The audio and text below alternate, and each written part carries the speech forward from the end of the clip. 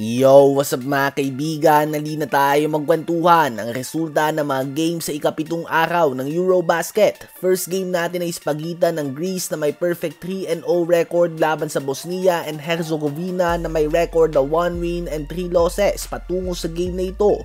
Bago magumpisa ang game ay may pabaon na trash talk nga si Nurkic kay Giannis at sinabi nito na madali lang naman ihinto si Giannis. Depensahan lang nga daw ang transition at patirahin ito sa labas.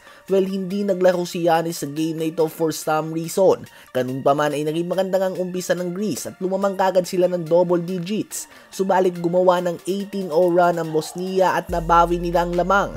Naging dikit ang game na ito hanggang sa uli at tuluyan na nga nilang dinumihan ang record ng Greece sa score na 80-77. 18 points, 10 rebounds si Jusuf Nurkic, 18 points din si Robertson, at 15 points, 8 rebounds si Jatic. Kahit na natalo ang Greece sa game na ito ay tiyak na nga ang pesto nila sa next round.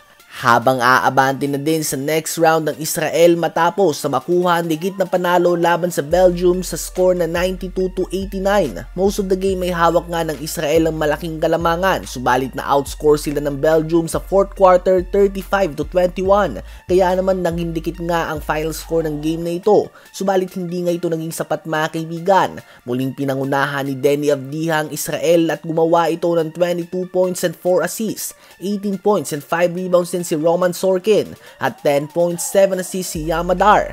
Ang Israel ay may record ng 3 wins and only 1 loss at ang tanging talo nga nila ay ang 2-point loss laban sa Poland. Back-to-back wins naman para sa Slovenia matapos silang talunin ang Iceland sa score na 87-79. Ang 24-11 scoring advantage nila sa 3rd quarter ang nagtulak sa panalo na ito.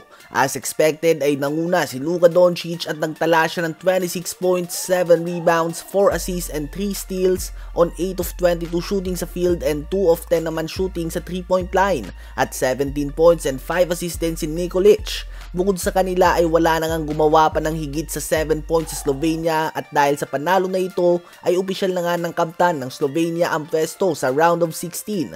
Tambak naman ang inabot ng Cyprus sa Georgia sa score na 93-61. 27 points, 4 rebounds and 4 assists si Shenglia at 21 points, 13 rebounds si Goga Bitadze. Naisahan naman ang Spain ng Italy mga kaibigan. Nakuha ng mga Italiano ang dikit na panalo sa score na 67-63. Balance scoring ang pinakita ng Italy sa pangunan ni Mohamed Diouf na nagtala ng 14 points and 8 rebounds. Sa Spain naman ay gumawa si Santi Aldama ng 19 points, 10 rebounds and 4 assists, subalit hindi nga sapat na tulong ang natanggap niya sa kanyang mga kakampi.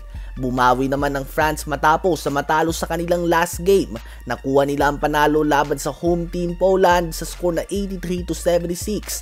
Buhat mode nga ang Dancing Bear Gershwan Yabusele at nagtala ito ng 36 points and 6 rebounds at 14 points, 10 assists din ang ambag ni Eli Okobo.